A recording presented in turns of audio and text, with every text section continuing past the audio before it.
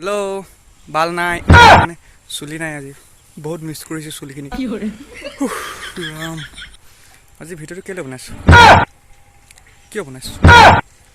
ভাবি লওঁ তাৰপিছত কম মানে কেলৈ বনাইছোঁ ভিডিঅ'ত দেই পূৰা ঘৰৰ কাম লাগি আছে আমাৰ এইজন আমাৰ হেডমিস্ত্ৰী পূৰা কাম লাগি আছে ঘৰৰ তাৰপিছত হেডমিস্ত্ৰীয়ে বনাইছে এইটো ফিনান্স শ্বটটো দিয়া হ'ল এইপিনে প্লাষ্টাৰ চিষ্টাৰ কৰি আছে আৰু ভাবিলোঁ আজি ঘৰটো কিমান কেনেকৈ কি খৰচ হ'ল কেনেকৈ কি হ'ল এতিয়ালৈকে বনাওঁতে সেইখন আপোনালোকক দেখুৱাবলৈ চেষ্টা কৰিছোঁ ৰাম পকলা হৈ গ'ল যে পূৰা ৰ'দটো মাথাত ধৰিছে মানে ৰাম এইটো ৰুম প্লাষ্টাৰ কৰি হৈ গ'ল বৰ্তমান প্লাষ্টাৰ ক্লিয়াৰ এইটো ৰুম এই ৰুমটো কিটচেন হ'ব মানে ইয়াত ভাত শাক বনাব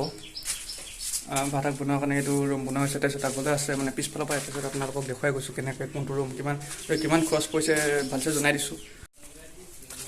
এইটো ৰুমত ইটা আনি থৈছে তলৰটো ফ্ল'ৰ মাৰিবলৈ হাঁহি আছে এইটো এনেই কৈছে দিছে এইটো হ'ব হেৰি ৰুম এইটো খোৱা বোৱা কি বুলি কয় এইটো খোৱা ৰুমত এইটো প্লাষ্টাৰ কৰি হৈ গ'ল কি লগোৱা নাই হেণ্ডিঙত লগাম আৰু তাৰপিছত কম খৰচতে মানে উলিয়াই দিছোঁ কম খৰচতে এটা ৰুম উলিয়াই দিছোঁ যিমান পাৰোঁ কম খৰচত উলিয়াই মানে খৰচ কৰিব কৈছোঁ এইপিনে চব ৰেডি হৈছে দিছে এইটো মানে এইটো ৰুমত আগৰ ৰুমটো যিটো আছে সেইটো হৈছে কিটচেনৰ পৰা যদি ইয়াত আলহীয়ে ভাত খাব পাৰিব ভাত খাই আৰু এইটো এটা অন্য এটা ৰুম এই ৰুমটো হৈছে মোৰ ৰুমটো টিপটপকৈ বনাবলৈ এই ৰুমটো পিছত ফল চিলিং লগাই মোৰ ৰুমটো বনাই লৈছোঁ এইটো কিমান আছে কিমান ফুট কি আছে মই ভাল নাজানো মানে বনাইছোঁ এইপিনে দৰ্জা মানে আৰু সোমাবলৈ দিয়া নহ'ব মানে ইয়াত অকলে মই থাকিম পূৰা মাইকী আনিম আৰু কথা পাতিব এখন দৰ্জা খিৰিকী এইখনো খিৰিকী ডাবল খিৰিকী দিছোঁ আচলতে সদ সেইকাৰণে দুখন খিৰিকী লগাইছোঁ মানে আচলতে যদি বতাহটো নাহে তেতিয়াহ'লে কি হ'ব সদ মানুহ ক'লা হৈ যাব পাৰিম নাই ইয়াত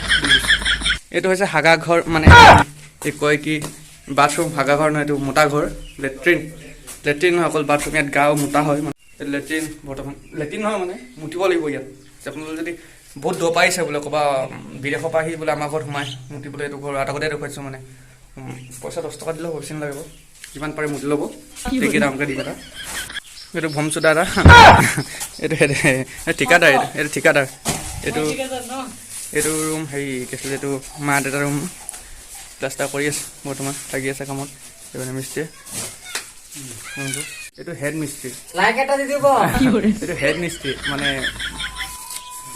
কাম কৰিব নাজানে অকল মুঠতে দেখুৱাই এইটো এনেকৈ কৰিবি তেনেকৈ কৰিবি প্লাষ্টাৰ মাৰিছে চব ফকতীয়া প্লাষ্টাৰ মাৰিছে একো জানা নাই মানে পূৰা ফকতীয়া লাইক শ্বেয়াৰ কৰিবলৈ কৈছে আৰু এইটো আমাৰ সেই যদি আমাৰ ইয়াত চবতকৈ যদি মানে সেই শক্তিশালী মানে চবতকৈ ষ্ট্ৰং মানুহটো আছে এই পোৱালটোৱে বিয়া পতা খালি দেই বিয়া পাতিব বুলি কৈছে তাকে তাৰপিছত এইটো হৈছে লাষ্টত যে এইটো লিভিং ৰুম ড্ৰয়িং ৰুম এইপিনে শ্বৰ্টখন দিয়া হ'ল লিভিং ৰুমত কি আচলতে আলহী আহিলে ইয়াত মানে অকণমান শ্ব' অফটো কৰিব লাগিব মানে আমুক বস্তু আছে তামুক বস্তু আছে কৰিব লাগিব মানে ডিফান চিফান দি দিব যিমান পাৰোঁ শ্ব'কেছ যিমান পাৰোঁ চব দি দিম মানে ইয়াত কম দামী হ'লেও আৰু পূৰা দি দিম মানে কিবা কবি নি ছোৱালী এটা লাগিব বুলি কৈছে ছোৱালী লাগিব ন হেৰি কৰিব লাগিব এইটো ইয়াত টোটেল এতিয়া কিয় ঘৰটো এণ্ডিং হৈ গ'ল আগফালে দেখুৱাইছোঁ কেনেকুৱা হ'ব এইপিনে শ্বৰ্টটো দিয়া হৈছে মানে ঘৰটো আগফালে আৰু এইপিনে এনেকৈ শ্বৰ্ট অকণমান ঢালিব লাগিব এই শ্বৰ্টটো মানে দি থোৱা আছে আজি এসপ্তাহ হৈছে শ্বৰ্ট দিয়া সেইকাৰণে আৰু এসপ্তাহমান লাগিব হেৰি কৰা টোটেল আচলতে ঘৰটোত খৰচ বুলি ক'বলৈ গ'লে এতিয়ালৈকে কৈছে 6,82,000 টকা খৰচ হৈছে বেছি হোৱা নাই 6,82,000 আৰু খিৰিকী লগাবলৈ আছে তাৰপিছত টাইলছ লগাই ওপৰ ফল চিলিং লগাই আৰু 4 লাখ মান টকা খৰচ হ'ব টোটেল এটা আছাম টাইপৰ যদি ঘৰ আপোনালোকে বনাম বুলি ভাবে 4x4 10 লাখ টকা মোটামুটিকৈ গোটাই থৈ দিয়ক গোটাই মেলি ঘৰটো বনাব পাৰিব ৰ'দত মোটামুটি খৰচ হ'ল কিমান টকা 1.5 লাখ মান টকা ৰ'দত মোটামুটি খৰচ আছে চিমেণ্টততো আৰু খৰচ আছে চিমেণ্টত আপুনি 3 লাখ মান চিমেণ্টৰ খৰচ দি যাওক মিস্ত্ৰী খৰচ আপোনালোকে ধৰি লওক 2 লাখ টকা তাৰপিছত ইটাটো আপুনি কমচে কম 1 লাখ টকামান ইটা আনিব লাগিব। বালি বাৰু সিমান দাম নহয়, বালি 30-40 হাজাৰ টকাত আপোনাৰ বালি 30-40 হাজাৰ নালাগে, 20 হাজাৰ টকামানত আপোনাৰ বালি হৈ যাব। তাৰপিছত আৰু বাকী থাকিলে সিমানেই বস্তু লাগে, ইটা, চিমেণ্ট, বালি, ৰড, খিৰিকি খৰচ দেখে মানে খিৰিকি আমি মানে ইভাগে ডাইৰেক্ট লগাম। খিৰিকি খৰচ এখনত 5 হাজাৰকৈ আৰু হেৰিয়ত আৰু সেই